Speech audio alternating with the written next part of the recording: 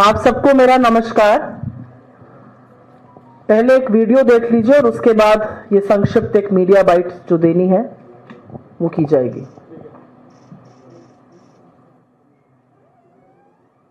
New Jersey का, जहां New York airport पर एक भारतीय छात्र को अपराधियों की तरह जमीन पर पटका गया और हथकड़ी लगाकर भारत डिपोर्ट किया गया। इस दौरान छात्र चिल्लाता रहा कि मैं पागल नहीं। घटना का वीडियो भारतीय मूल के अमेरिकी बिजनेसमैन कुणाल जैन ने सोशल मीडिया प्लेटफॉर्म एक्स पर शेयर किया।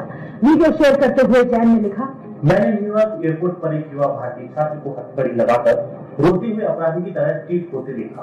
वो अपने सपनों को सच करने आया था, किसी को नुकसान पहुंचानी नहीं। एक एनआरआई होने के नाते मैं खुद को कमजोर और टूटा हुआ महसूस कर रहा हूँ। इसके साथ ही उन्होंने कहा कि यहाँ हर दिन इस तरह के 3 से 4 मामले सामने आते हैं। छात्र वीजा लेकर सुबह फ्लाइट से आते हैं, किसी कारण से इमिग्रेशन अथॉरिटीज को आने का कारण नहीं समझा पाते और शाम की फ्लाइट से हाथ पैर बांधकर मुजरिमों की तरह भेज दिए जाते हैं। जैन ने भारतीय दूतावास और विदेश मंत्री एस जयशंकर से इस मामले में हस्तक्षेप करने। आप सबको मेरा नमस्कार पुनः से। ये वीडियो देखकर मन बहुत व्यथित होता है और इसलिए परेशान और व्यथित होता है क्योंकि भारत के एक नागरिक के साथ बर्बरता हो, उसको पटका जाए जमीन पर, जूतों तले रौंदा जाए, उसको हथकड़ी पहनाई जाए, ये देखकर वाकई में मन परेशान होता है। जैसा कि इसमें बताया गया, ये न्यूयॉर्क एयरपोर्ट का मामला है। वहां पर भारतीय मूल का ये छात्र था और वो गिड़गिड़ाता रहा और अमेरिकी पुलिस ने एक नहीं सुनी, वो गिड़गिड़ाता रहा और उन्होंने उसको हथकड़ी बांधकर डिपोर्ट किया। ये जो छात्र है, और ये पहला मामला नहीं है, ये लगातार हम देख रहे हैं कि छात्रों को इस तरह से बंधक बनाकर, इस तरह से उनके साथ जाहिलियत करके उनको डिपोर्ट किया जा रहा है। ऐसा क्यों हो रहा है? और ये कौन है? ये वो लोग हैं जो अपने आंखों में कुछ सपने लेकर, कुछ आकांक्षाएं लेकर अमेरिका पहुंचते हैं। ये कोई आतंकी नहीं है, ये कोई गुंडे नहीं है, ये कोई मवाली नहीं है, ये कुछ सपने साकार करने वहां पर गए हैं और उनके साथ जानवरों जैसा सलूक करने का किसी को अधिकार नहीं है। लेकिन अमेरिका लगातार भारतीय मूल के लोगों के साथ बर्बरता कर रहा है, उनका अपमान कर रहा है और बार बार हमें धौंस दे रहा है। भारतीय मूल के स्टूडेंट्स के साथ यह हो रहा है, भारतीय मूल के स्टूडेंट्स का वीजा प्रोसेस नहीं हो रहा है, उनका बैकलॉग होता जा रहा है, उनके एडमिशंस रिजेक्ट हो रहे हैं, लगातार यह काम हो रहा है। अमेरिका ने हमारे 682 लोगों को हथकड़ी पहनाकर, बेड़ियां बांधकर, बंधक बनाकर अपने मिलिट्री जहाज से हिंदुस्तान भेजा। जानवरों की तरह बर्ताव करने का यह कौन सा सलूक है? यह कौन सा तरीका है? और किसने आपको इजाजत दी है कि आप भारतीय मूल के लोगों के साथ यह करिए? असलियत यह है कि अमेरिका के राष्ट्रपति एक बार नहीं, बार बार हमारा अपमान कर चुके हैं। 12 बार वो श्रेय लेते हैं सीज फायर का। वो पाकिस्तान और हमारा नाम एक साथ ले रहे हैं, हमें समकक्ष लाके खड़ा कर रहे हैं। यहां तक कह रहे हैं मैं तो पाकिस्तान की तारीफ करूंगा, कुछ लोगों को अच्छा नहीं लगेगा। वो शहबाज शरीफ, आतंकी मुल्क के प्रधानमंत्री को एक बहुत अच्छा और बहुत गद्दावर नेता बता रहे हैं। मोदी जी कुछ नहीं बोलते हैं। वो लगातार हमें ट्रेड की धमकी दे रहे हैं, वो हमें टैरिफ की धमकी लगा रहे हैं। जिस दिन मोदी जी अमेरिका में थे, अमेरिका की सरजमी पर थे, वहां पर वो इंडिया को अब्यूजर, वेस्टर एंड फ्रॉड बता रहे थे। हमारे प्रधानमंत्री यहां से गए, अब जैसे भी गए, बिना बुलाए गए, लपके गए, जो भी गए, उनको वो गेट तक लेने नहीं आए, बाकी सबको लेने आते हैं। क्यों हमारे देश की इस तरह से तौहीन की जा रही है? हमारे जो दुश्मन देश हैं, उनको जो सप्लाई करता है हथियार, ड्रोन वगैरह, टर्की के साथ वो डील्स कर रहे हैं। उनका कॉमर्स सेक्रेटरी हमको धमका कर कहता है अब रशिया से नहीं खरीदिया गया, अब हमसे खरीदना पड़ेगा आपको हथियार। वो एक धमकी धौंस हमें देते हैं, आप सस्ता तेल कहीं और से नहीं खरीदिए, हमसे खरीदिए, हम अपनी डीलें बंद करने को तैयार हैं। ये कौन सा रवैया अमेरिका अपना रहा है? और असलियत यह है कि हमें जो बातें पता चलती हैं वो इससे बहुत इतर है। हमें तो बताया जाता है व्हाट्सएप पर, हमें तो भक्तों की मंडली, और माफी के साथ कहती हूं आपके जैसे टीवी चैनल तो हमें रोज बताते हैं डंका बज रहा है, यहां तो बैंड बज रहा है, हिंदुस्तान के नागरिकों पर डंडा बरसाया जा रहा है, लाठियां बरसाई जा रही है। कहां डंका बज रहा है? डंका व्हाट्सएप में बज रहा है। यह असलियत है। और हमारी सरकार की तरफ से सुई टपक सन्नाटा। हमारी सरकार एक स्टेटमेंट लगा के कहती है अमेरिकन स्टूडेंट्स जो हैं, वहां पे गए इंडियन स्टूडेंट्स, वो वहां के लॉज का पालन करें, कैंपस पर अच्छे से बर्ताव करें, इसलिए आपको चुनकर शासन में बिठाया था। एक प्रधानमंत्री की क्या जिम्मेदारी होती है? भारत के सम्मान को, भारतीयों के सम्मान को पैरों के तले अमेरिका रौंद रहा है, बूटों की के नीचे हमारे लोग रौंदे जा रहे हैं। एक प्रधानमंत्री की क्या जिम्मेदारी है? जाकर झपिया पपिया करना, लपक लपक के ट्रंप को और कभी बाइडेन को गले लगा लेना। इस देश के प्रधानमंत्री की जिम्मेदारी है कि अगर हिंदुस्तान की या हिंदुस्तानियों की कहीं भी तौहीन हो, हमारा सम्मान हो, हमारा अपमान हो, तो उसके खिलाफ खड़े होकर मुस्तैदी से बोले। हमें व्हाट्सएप पे बड़ी बड़ी बातें बताई जाती हैं। क्या फायदा हुआ आपकी इस नीति का? आप तो हाउडी मोदी, नमस्ते ट्रंप, कोरोना होता रहा, आप नमस्ते ट्रंप कराते रहे, हाउडी मोदी कराते रहे। आपने तो वहां जाकर प्रचार भी कर डाला, आपकी बार ट्रंप सरकार भी कर डाला। फायदा क्या हुआ इन सब चीजों का? आज असलियत यह है कि हिंदुस्तान का लगातार अपमान कर रहा है अमेरिका। डोनाल्ड ट्रंप ही नहीं, उनके सारे सेक्रेटरीज, चाहे वो हार्वर्ड लिटविक हो, चाहे वो रूबियो, बार बार पाकिस्तान और हिंदुस्तान का को एक साथ खड़ा कर रहे हैं, और जो हमारे भारतीय मूल के लोगों के साथ किया जा रहा है। आपके यहां कोई गैर नियम से आया है, बिल्कुल आप एक्शन लीजिए। आप नेपाल में कमर्शियल फ्लाइट भेजते हैं और आप हिंदुस्तान में मिलिट्री जहाज में लोगों को बेड़ियां और हथकड़ियां पहनाकर भेजते हैं, और हमारे विदेश मंत्री झूठ बोलते हैं कि ऐसा पहले भी हुआ है। ऐसा कभी पहले नहीं हुआ है। और असलियत यह है कि पहला हवाई जहाज यहां उतरने के बाद नरेंद्र मोदी जी ट्रंप से मिले थे, और हमें लग रहा था कि 145 करोड़ का प्रधानमंत्री जब डोनाल्ड ट्रंप से मिलेगा तो वो कहेगा मेरे लोगों के साथ इस तरह का अपमान, इस तरह की तौहीन करने की आपकी हिम्मत कैसे हुई। लेकिन उसके बाद एक और हवाई जहाज उतरा और उसमें और बर्बरता थी, उसमें बच्चे और महिलाएं भी थी।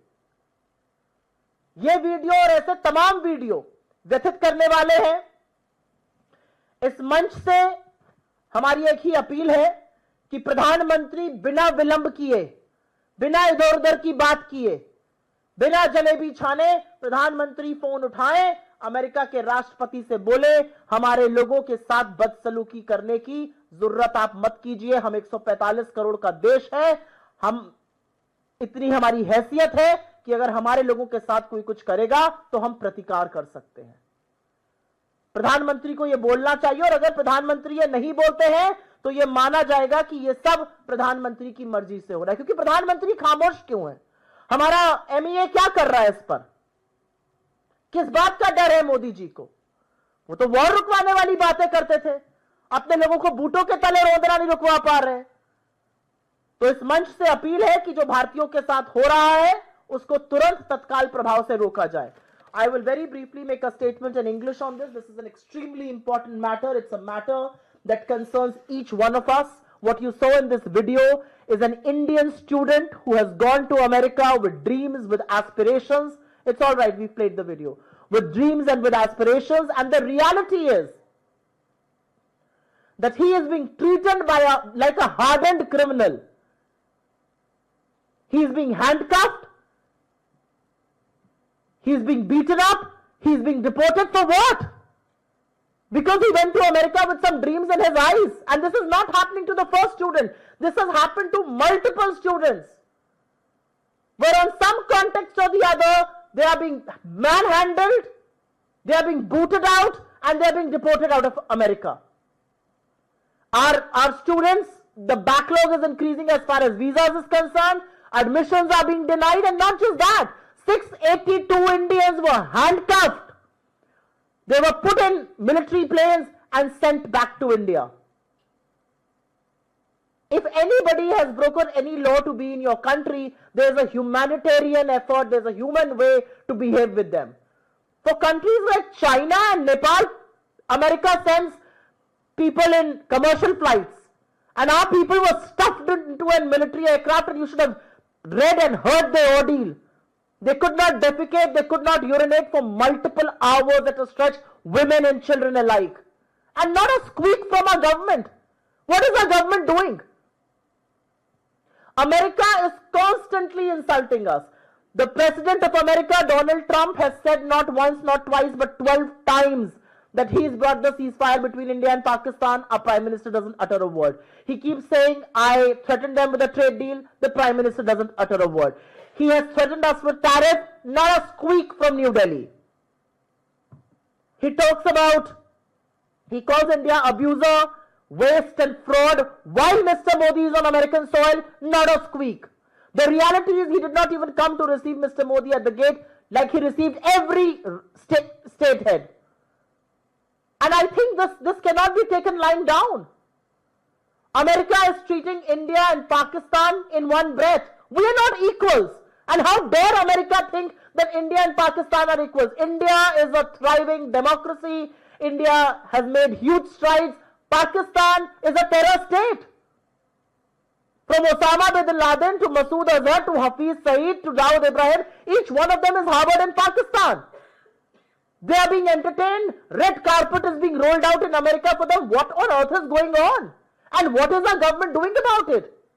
And what is the Prime Minister meant to do is a very basic question we are raising. Is the Prime Minister of India meant to go and hug state heads? No. He is supposed to put India's interest. He is supposed to raise his voice if India or Indians are being humiliated anywhere in the world. Why is he keeping quiet? We see multiple WhatsApp forwards and multiple social media posts that call us Vishwaguru. How does it matter what sort of global influence we have if we cannot raise our voices for our own people?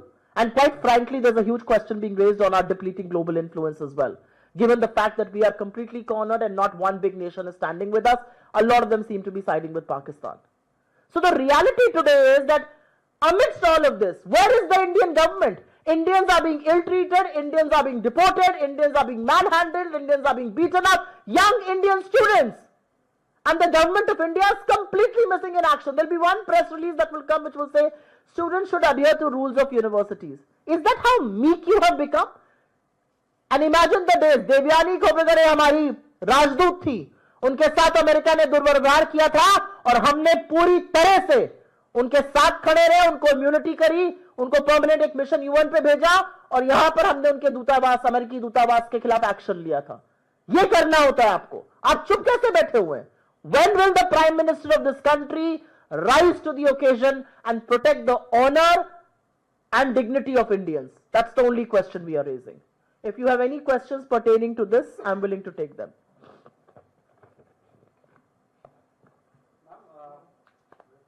हाँ जी बोलिए. Ma'am, कल सरकार ने जिस तरह से 11 साल की जो उपलब्धि आपने बताई, आपको लगता है कि उसमें विदेश नीति जिस तरह से आप बात कर रही हैं वो फेल रही 11 साल में या बेहतर रही? क्योंकि जिस तरह से आपने ये भी इशू उठाया, उस पर आपकी क्या प्रतिक्रिया है? क्योंकि उनकी तरफ से तो सराहनीय रहा 11 साल. सरकार अपनी विफलताएं खुद तो नहीं बताएगी, लेकिन दुनिया देख रही है हमारी विफलता क्या रही विदेश नीति पर. असलियत यह है कि हमारे सदाबहार मित्र रूस, क्या आपने रूस के मुंह से एक शब्द सुना इंडिया पाकिस्तान के बीच में जो हुआ? क्या रूस हमारे लिए एक बार उठकर खड़ा हुआ, एक बार बोला? It's an all weather ally, हमारा सदाबहार मित्र.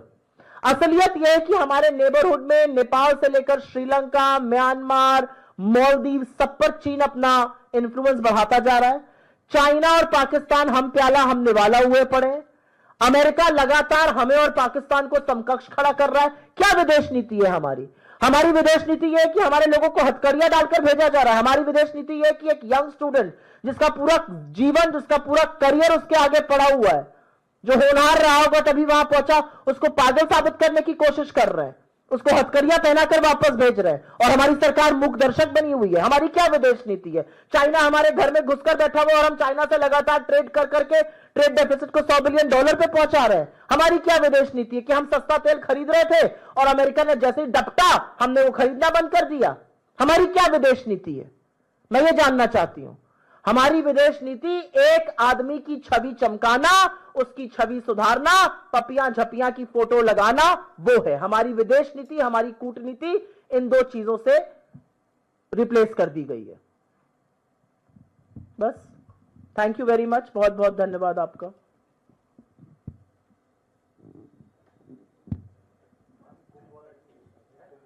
क्या है सवाल?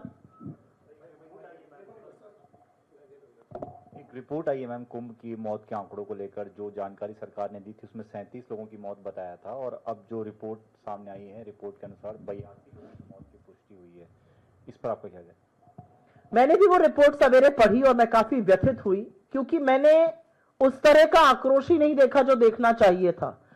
कुंभ में जिस तरह से 18 से 20 घंटे उस भगदड़ के बाद उत्तर प्रदेश का प्रशासन, उत्तर प्रदेश के मुख्यमंत्री गायब हो गए थे, लीपापोती की कोशिशें की गई थी, मीडिया को ढाल बनाकर इधर उधर की बातें कहराई जा रही थी, और एक अन्य जगह जो भगदड़ हुई थी उसको भी छुपाने का प्रयास हो रहा था। सरकार ने तब यह स्वीकारा था, उत्तर प्रदेश की सरकार ने, कि 37 लोगों की भगदड़ में मौत हुई है। और बीबीसी की जो पड़ताल है वो 100 परिवारों से ज्यादा 11 राज्यों में, और मुझे लगता है 50 डिस्ट्रिक्ट्स में, 50 जिलों में वो 100 परिवारों से ज्यादा मिले हैं। और उनके पास ये पुष्टि है कि 82 मौतें हुई थी। 37 जिसको सरकार ने माना था उनको 25-25 लाख का मुआवजा मिला था। लेकिन जो बाकी लोग थे, खबरें ये हैं और लोगों ने पुष्टि की है कि 5-5 लाख का कैश देकर उनसे यह कहलवा दिया गया था कि मौत किसी और कारण से, बीमारी वगैरह से हो गई है। तो आज सवाल इस बात का है कि यह खबर आने के बाद क्या उत्तर प्रदेश की सरकार बाहर आएगी, स्पष्टीकरण देगी, माफी मांगेगी, यह गुनाह, यह पाप क्यों किया गया।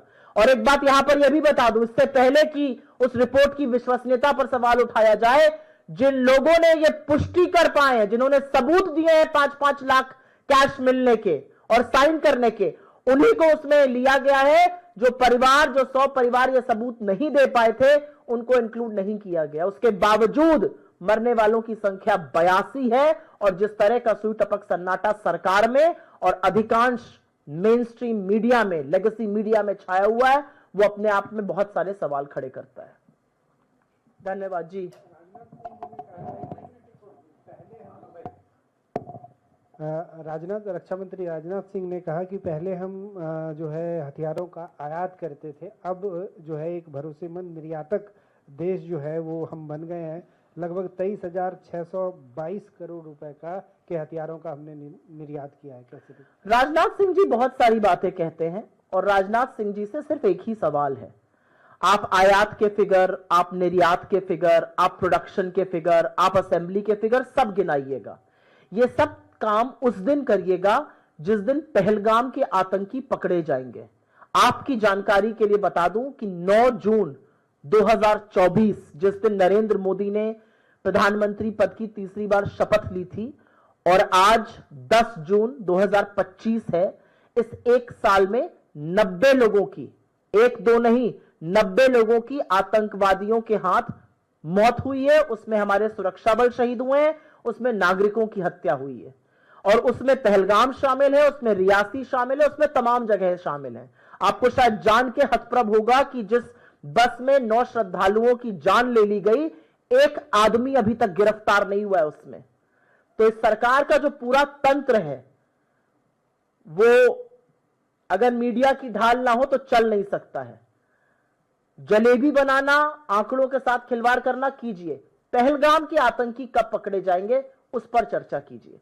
उस पर चर्चा करने की आप लोगों की हैसियत नहीं है। और उस पर एक सवाल है, अगर वो हिंदुस्तान की सरजमी में है, हमारी सरहद के अंदर है, तो क्यों नहीं पकड़े गए अभी तक? और अगर वो 200 किलोमीटर का दूरी नापकर पाकिस्तान चले गए तो आपने सीज फायर कैसे कर लिया? इस बात का जवाब राजनाथ सिंह जी दें। जी। नड्डा जी ने कहा है कि कांग्रेस ये कहती रही कि गरीबी हटाओ, लेकिन हम लोगों ने वास्तव में गरीबी हटाई है। 27 करोड़ लोग गरीबी रेखा से बाहर निकल। देखिए, खड़े होकर इस चौराहे पर आप 27 करोड़ क्या 145 करोड़ कह दीजिए, कौन पूछने वाला है? जिस प्रेस कॉन्फ्रेंस को मैंने भी देखा था, जिस प्रेस कॉन्फ्रेंस में वो ये बड़े बड़े बयानबाजी कर रहे थे, कौन उनको पूछ रहा था? किसने उनसे प्रत्युत्तर किया था? असलियत ये है कि नड्डा जी हों या उनकी पार्टी के लोग हों, आप बड़े बड़े आंकड़ों के साथ खिलवाड़ कर सकते हैं, लेकिन प्रत्यक्षम किम प्रमाणम, इस देश में बचत 11.5 लाख करोड़ थी, आधी होकर 6.5 लाख करोड़ हो गई है। इस देश में अपना सोना गिरवी रख के घर चलाने वालों की संख्या 71% बढ़ गई है। इस देश में बेरोजगारी का ये आलम है, एक पियोन की नौकरी करिए, पीएचडी और एमबीए लाइन में खड़े हुए हैं। इस देश में महंगाई का ये आलम है कि 19 लोग रोज आर्थिक तंगी से आत्महत्या कर रहे हैं। किनको आपने उबारा है? और मैं आपसे एक सवाल करती हूं, आपके 11 साल की सत्ता का, 11 साल की सरकार का जिसको लेखा जोखा कहते हैं वो ये है कि आपको 80 करोड़ लोगों को फ्री का राशन देना पड़ रहा है, क्योंकि अगर वो नहीं दीजिएगा तो वो लोग भूखमरी से मर जाएंगे। ये आपकी उपलब्धि है, अन्यथा कोई उपलब्धि नहीं है। धन्यवाद।